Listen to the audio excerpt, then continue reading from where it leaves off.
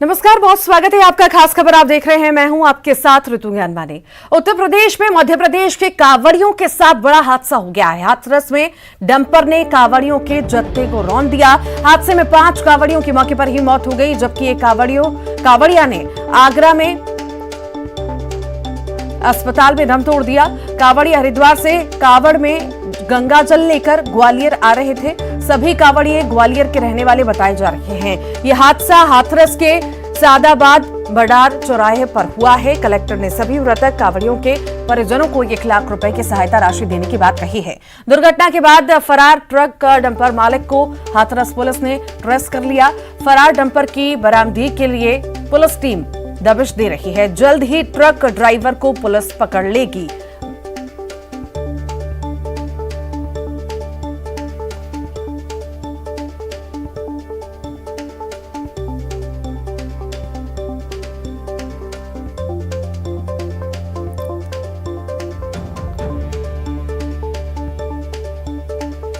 तो मृतक कांवड़ियों के नाम भी आपको बता दें। नरेश पुत्र रामनाथ उमर, रमेश पुत्र नत्था सिंह, रणवीर सिंह पुत्र अमर सिंह, जबर सिंह पुत्र सुल्तान सिंह, विकास पुत्र प्रभुदयाल।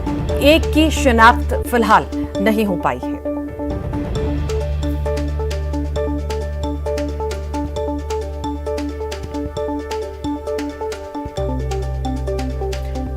ग्वालियर के कांवड़ियों को डंपर ने रौंद दिया है। 7 कांवड़ियों को डंपर ने रौंद दिया। 5 की मौके पर मौत हुई है।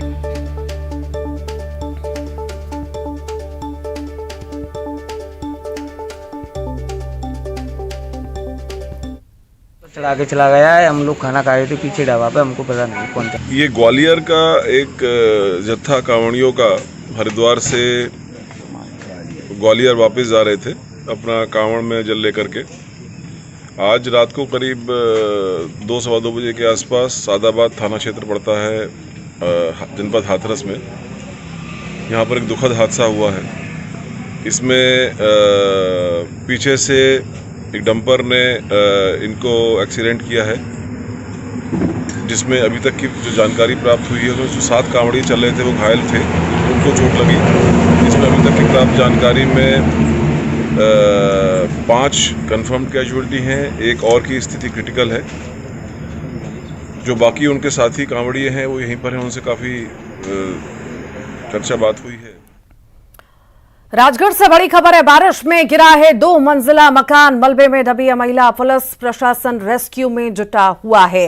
राजगढ़ जिले के खिलचीपुर की घटना आपको बता रखे हैं। घर में अकेली रहती है महिला सलीमन बी। खिलचीपुर के नए पार्षद की बहन है सलीमन बी।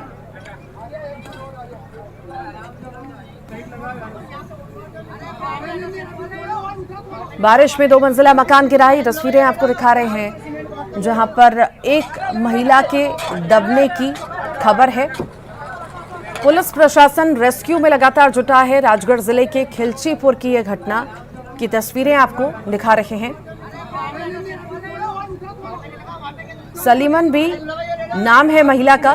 खिलचीपुर के नए पार्षद की बहन बताई जा रही हैं।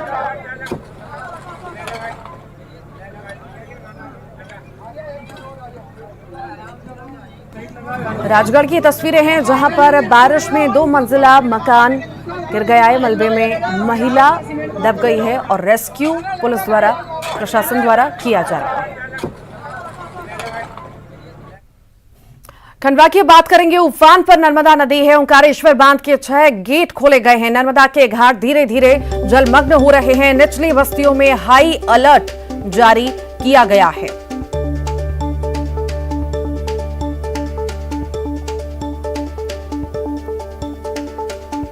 उफान पर नर्मदा नदी है। ओंकारेश्वर बांध के 6 गेट खोल दिए गए हैं। नर्मदा के घाट धीरे धीरे जलमग्न हो रहे हैं। और इसी पर अधिक जानकारी के लिए हरेंद्र नाथ हमारे साथ जुड़ गए। हरेंद्र नाथ, उफान पर नर्मदा नदी है और अब गेट भी खोल दिए गए हैं बांध के, क्या ज्यादा जानकारी?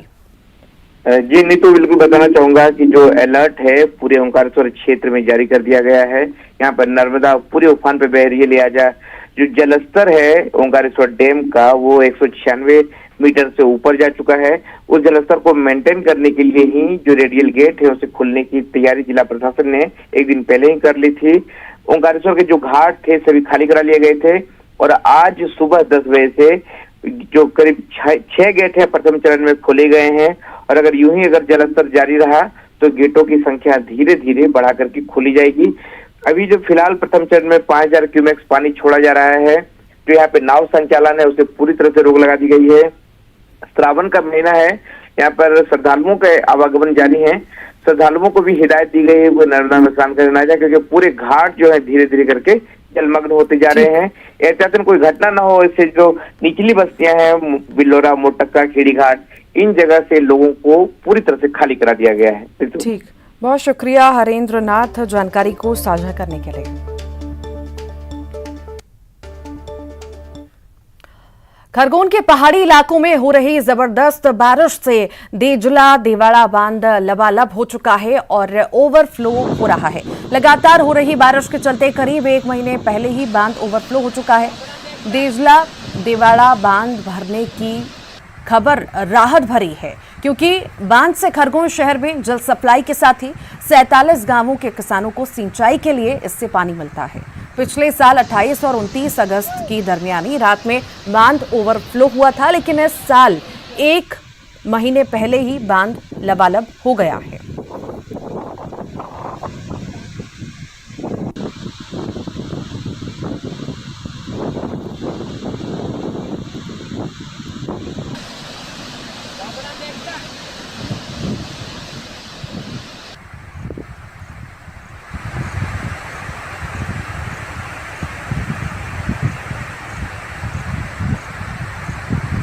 देजला देवाड़ा बांध लबालब हो चुका है। खरगोन की तस्वीरें आपको दिखा रहे हैं। पहाड़ी इलाकों में जबरदस्त बारिश हो रही है।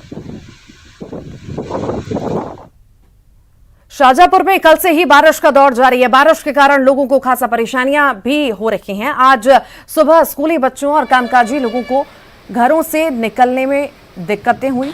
रेनकोट और छातों के सहारे लोग इस बारिश से बचने की कोशिश करते दिखे। शाजापुर में भी कल से ही झमाझम बारिश चल रही है, जिसके चलते जनजीवन प्रभावित हुआ है। स्कूली बच्चे और चाहे कामकाजी लोग इस बारिश के चलते उन्हें खासी परेशानी का सामना करना पड़ा। जिनके लिए निकलना मजबूरी थी वो कुछ इस तरीके से संघर्ष करते हुए दिखे, जो कि रोजी रोटी का मामला है। जिन्हें काम पर निकलना था उन्हें ये बारिश नहीं रोक पाई और आप देख सकते हैं लोग इस बारिश के दौरान भी मजबूरी में अपने घरों से निकले हैं और कामकाज के लिए जा रहे हैं। बारिश का जो मौसम एक्टिव बना हुआ है उसके मुताबिक अगले कुछ घंटों तक ये बारिश ऐसी ही जारी रह सकती है। हालांकि फिलहाल शहर और आसपास के इलाकों में कहीं गंभीर जलभराव के हालात तो नहीं है, लेकिन इसकी बाकायदा मॉनिटरिंग की जा रही है। तो बारिश के चलते शाजापुर में भी जनजीवन प्रभावित हुआ है। सुनील हंचोरिया, न्यूज़ 18 मध्य प्रदेश, शाजापुर। बैतूल में आफत की लगातार हो रही बारिश के बाद सारनी और आसपास के इलाकों में हालात बिगड़ रहे हैं। तो वहीं तवा नदी के नांदिया घाट पर बना अप्रोच रोड बहने से 36 गांव के लोग प्रभावित हुए हैं।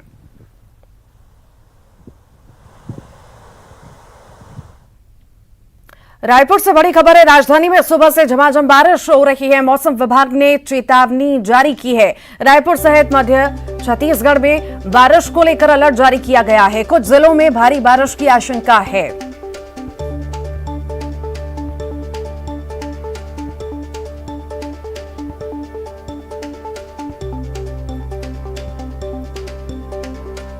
राजधानी में सुबह से ही झमाझम बारिश हो रही है और तेज बारिश होने की संभावना जताई गई है। मौसम विभाग ने चेतावनी भी जारी की है। रायपुर सहित मध्य छत्तीसगढ़ में बारिश को लेकर अलर्ट जारी किया गया है।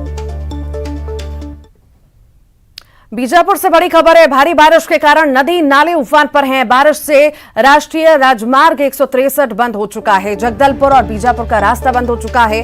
भारी बारिश के कारण जनजीवन प्रभावित हुआ है।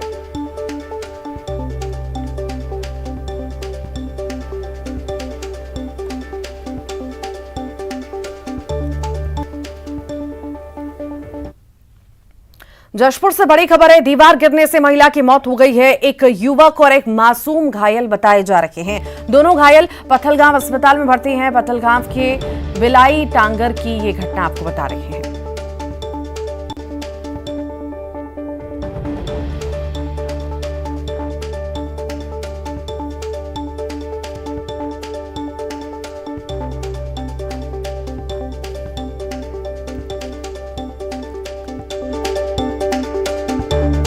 पत्थलगांव के बिलाई टांगर का ये मामला आपको बता रहे हैं, जहां पर दीवार गिरने से महिला की मौत हुई है और एक मासूम घायल हुआ है। साथ ही साथ एक युवक के घायल होने की खबर है, जिन्हें सामुदायिक स्वास्थ्य केंद्र में भर्ती करा दिया गया है।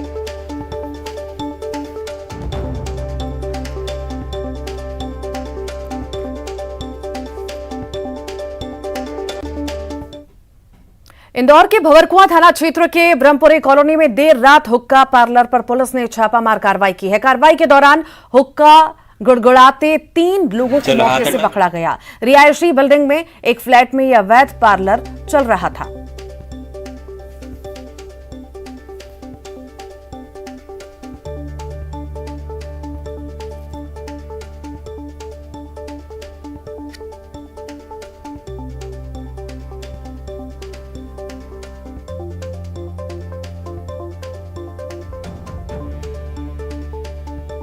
ये तस्वीरें इंदौर की आपको दिखा रहे हैं। हुक्का पार्लर पर दबिश दी गई है पुलिस द्वारा। 3 लोगों को मौके से पकड़ा भी गया है। भंवरकुआं थाना क्षेत्र का ये मामला आपको बता रहे हैं, जहां पर रिहायशी बिल्डिंग में अवैध पार्लर चल रहा था। हुक्का पार्लर पर पुलिस ने दबिश दी है। भंवरकुआं थाना इलाके का ये पूरा मामला आपको बता रहे हैं। ब्रह्मपुरी का ये मामला है, जहां पर हुक्का पार्लर चल रहा था। मौके से 3 लोगों को पकड़ा भी गया है। और इसी पर अधिक जानकारी के लिए विकास हमारे साथ जुड़ गए हैं। विकास, हुक्का पार्लर पर दबिश दी गई है, आखिर क्या जानकारी निकल करके आई कि ये क्या वाकई में पार्लर चला रहे थे, आपस में दोस्त थे, पार्टी कर रहे थे, क्या था पूरा मामला, विस्तार से बताइए। बिल्कुल ऋतु, इंदौर की भंवरकुआं थाना पुलिस को सूचना मिली थी कि रिहायशी इलाके की बिल्डिंग में एक फ्लैट में हुक्का पार्लर अवैध तौर पर संचालित किया जा रहा है। इसी सूचना के आधार पर भंवरकुआं थाना पुलिस की जो टीम है उसने मौके पर दबिश दी। ब्रह्मपुरी इलाके में स्थित ये बिल्डिंग थी और इसी फ्लैट में जब पुलिस ने दबिश दी, वहां पर 3 लोगों को रंगे हाथों हुक्का पीते पकड़ा गया है। इस दौरान पुलिस अब जानकारी जुटा रही कि हुक्का पार्लर किसके द्वारा संचालित किया जा रहा था, इस फ्लैट का मालिक कौन है और इसके अलावा और कौन कौन लोग यहाँ पर गतिविधियों में किस प्रकार की संलिप्तता किसकी है। हालांकि पुलिस पूरे मामले में विस्तृत जांच कर रही है, क्योंकि हुक्का पार्लर पूरी तरीके से संचालन पर प्रतिबंध लगाया गया है। बावजूद इसके हुक्का पार्लर ये संचालित किया जा रहा था। इसके साथ साथ अब पुलिस पूरे मामले में कड़ी कार्रवाई का दावा कर रही है। वाकई कार्रवाई तो होगी। ये जो युवक हैं जिन्हें पकड़ा गया है, क्या पूर्व में भी कोई ऐसे मामले दर्ज हैं या ये कहाँ के रहने वाले हैं, इस बारे में कोई जानकारी अभी तक? बिल्कुल, ये तीनों ही जिन लोगों को हिरासत में लिया गया है, ये सभी लोग इंदौर के विभिन्न थाना इलाकों के रहवासी हैं और ये जानकारी है कि मोटी रकम यहाँ पर लेकर के 1 घंटे के हिसाब से हुक्का पीने के लिए यहाँ पे सुविधा दी जाती थी। लेकिन आखिर इसका संचालन कैसे हो रहा था, स्थानीय गतिविधि के बारे में किस किस को जानकारी थी, कौन इसका सहभागी था, इन सब की जांच के बाद उन पर कार्रवाई का दावा पुलिस के अधिकारियों की तरफ से किया जा रहा है। हालांकि ये देखना होगा कि आने वाले वक्त में किस प्रकार की कार्रवाई इन सभी के ऊपर होती है और कैसी नजीर पेश होती है। चूंकि ऐसे अवैध हुक्का पार्लर पर समय समय पर दबिश जरूर होती रही है, लेकिन होता ये है कि बहुत मामूली धाराओं में प्रकरण दर्ज किया जाता है और सभी को छोड़ दिया जाता है। चूंकि उतनी वैधानिक जो कार्रवाई है वो कठोर कार्रवाई नहीं हो पाती है। लेकिन अवैध गतिविधि के लिए फ्लैट किराए पर लेना और फ्लैट किराए पर देना दोनों ही अपराध है। तो ऐसे में किस प्रकार की कड़ी कार्रवाई पुलिस करती है, ये आने वाले वक्त में देखने को मिल सकेगा। रितु, ठीक, बहुत शुक्रिया विकास जानकारी को साझा करने के लिए। रतलाम से बड़ी खबर है। बैंक ऑफ बड़ौदा में आग लगी है। फर्नीचर और अन्य उपकरण जलकर खाक हो चुके हैं। दमकल ने फिलहाल आग पर काबू पा लिया है। शॉर्ट सर्किट से हादसे की आशंका जताई गई है। आलोट थाना पुलिस मौके पर पहुंची है, जांच पड़ताल कर रही है।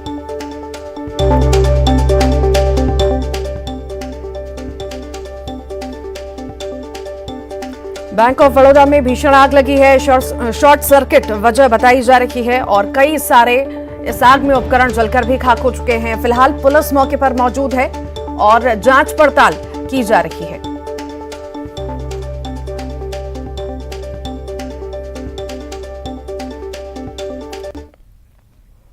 भोपाल से बड़ी खबर है। महापौर और पार्षद प्रत्याशियों को देनी होगी चुनावी खर्च की जानकारी।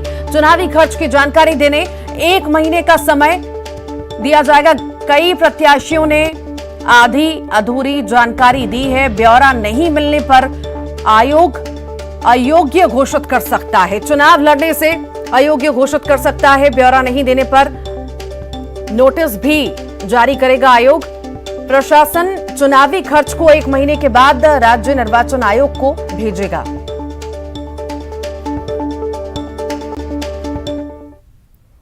भोपाल से एक और बड़ी खबर है। पार्षद पति को मिली जान से मारने की धमकी। 24 घंटे के अंदर ही गोली मारने की धमकी दी गई है और चुनावी रंजिश के चलते जान से मारने की धमकी देना बताया जा रहा है। कमला नगर थाने में बदमाश के खिलाफ एफआईआर दर्ज हुई है।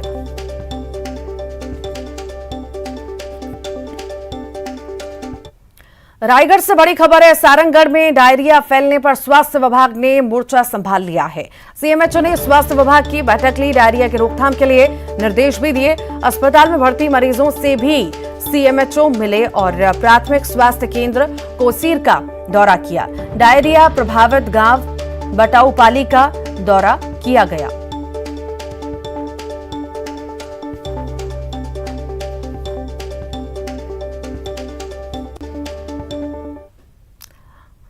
जशपुर से बड़ी खबर है। न्यूज 18 की खबर का बड़ा असर हुआ है। दिव्यांगों के लिए विशेष शिविर का आयोजन किया जाएगा। पत्थलगांव में 29 जुलाई को शिविर लगेगा। शिविर में यूडीआईडी कार्ड बनाया जाएगा। जिला पंचायत सीईओ ने आदेश भी जारी कर दिए हैं और कार्ड नहीं बनने से दिव्यांगों को कई तरह की परेशानियां हो रही थी और न्यूज 18 ने प्रमुखता से ये खबर दिखाई थी, जिसके बाद ये खबर का बड़ा असर हुआ है।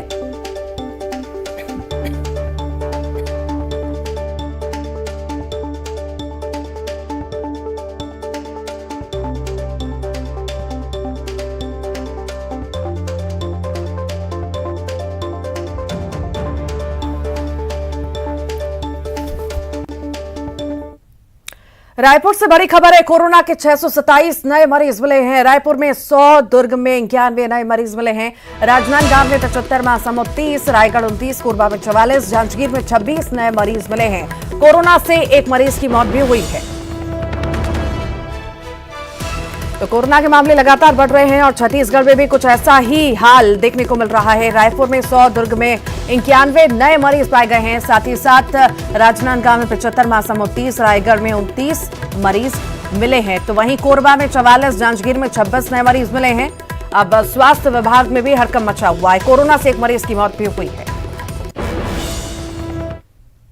भोपाल से बड़ी खबर है। प्रदेश में अब कोरोना का संक्रमण बढ़ रहा है। प्रदेश में 24 घंटे में 219 नए कोरोना मरीज मिले हैं। 24 घंटे में भोपाल में 30 नए मरीज मिले हैं। एक्टिव मरीजों की संख्या 231 पर पहुंच चुकी है। मंदसौर में 17 वर्षीय किशोर की इलाज के दौरान मौत हो गई। सबसे ज्यादा 122 मरीज इंदौर में आए हैं सामने। प्रदेश में कोरोना केसों की संख्या बढ़कर अब 1435 पर पहुंच गई है।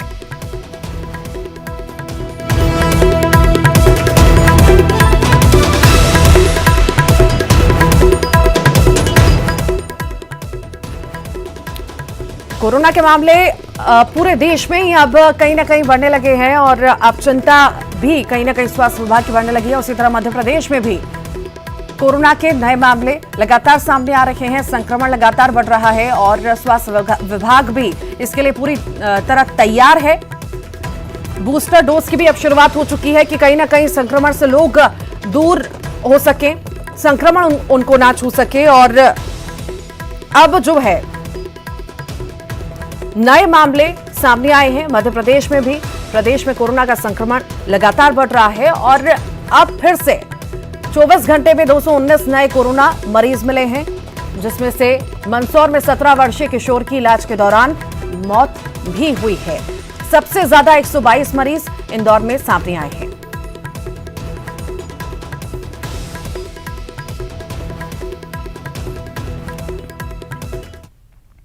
रायगढ़ में हर साल होने वाले चक्रधर समारोह का आयोजन कोरोना संक्रमण की वजह से पिछले 2 सालों से नहीं हो पाया।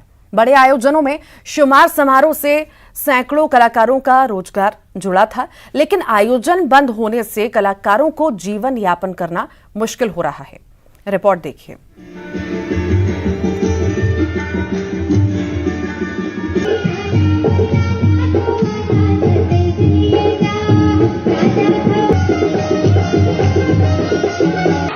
ताल और रिदम पर नाचते कलाकार,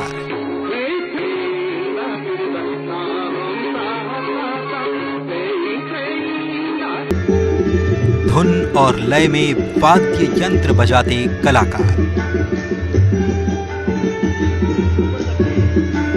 सुकून महसूस कर रहे होंगे आप। तस्वीरें 2019 रायगढ़ जिले में होने वाले चक्रधर समारोह की हैं।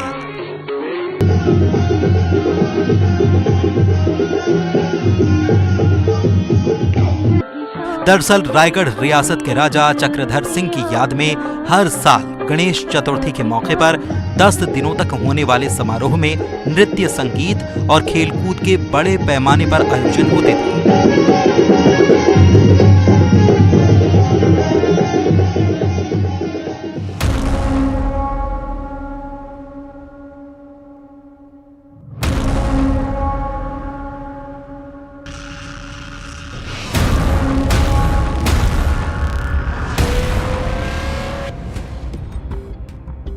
लेकिन कोरोना काल से बंद हुए चक्रधर समारोह से दर्जनों कलाकार बेरोजगार हो गए। अब जीवन यापन के लिए कोई सब्जी बेच रहा है तो कोई दूसरा काम कर रोटी की जुगाड़ कर रहा है। इन्हीं कलाकारों में से एक हैं शेखर गिरी। मैं तो बहुत बार दिया हूँ चक्रधर समारोह में, और चक्रधर समारोह मेरा सतनाम पंथी भजन नृत्य दोनों होता है।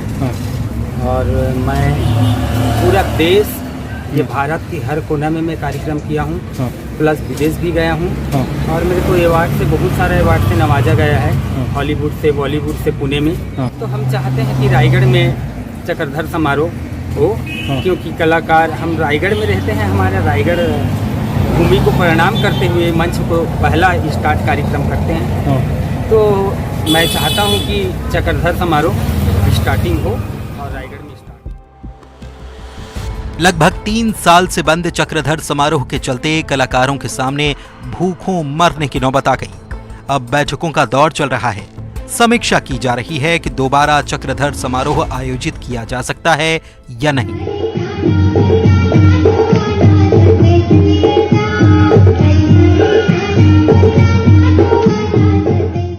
कोविड के मामले जो हैं पिछले 1 जुलाई से लगातार बढ़ रहे हैं, और 1 जुलाई की स्थिति में जो एक्टिव केसेस थे वो मात्र 11 थे। आज की स्थिति में 170 से भी अधिक कोविड के प्रकरण मिले हैं, जो कि लगभग 20 दिन का समय है, और पॉजिटिविटी रेट जो है 2.5 है। इसको ध्यान में रखते हुए मैंने एक कमेटी जो है गठित की है, जिसमें CMHO, मेडिकल कॉलेज के डीन, नगर निगम आयुक्त और CO जिला पंचायत, ये जो है हमें रिपोर्ट देंगे, और उस रिपोर्ट को शासन को प्रेषित किया जाएगा, और शासन से यदि अनुमति मिलती है तो जो है विधिवत अच्छे तरीके से चक्रधर समारोह जो है आयोजित किया जाएगा। विडंबना देखिए कि जिस विधा में निपुण हैं ये, उस कला का प्रदर्शन छोड़ इन्हें सब्जी तक बेचनी पड़ रही है। कला संस्कृति की भूमि रायगढ़ में तो कम से कम इन कलाकारों को संबल जरूरी है, ताकि चक्रधर जैसे समारोह की परंपरा बरकरार रहे और इनका जीवन भी चलता रहे। रायगढ़ से हरपाल सिंह खुटे के साथ ब्यूरो रिपोर्ट, न्यूज़ 18।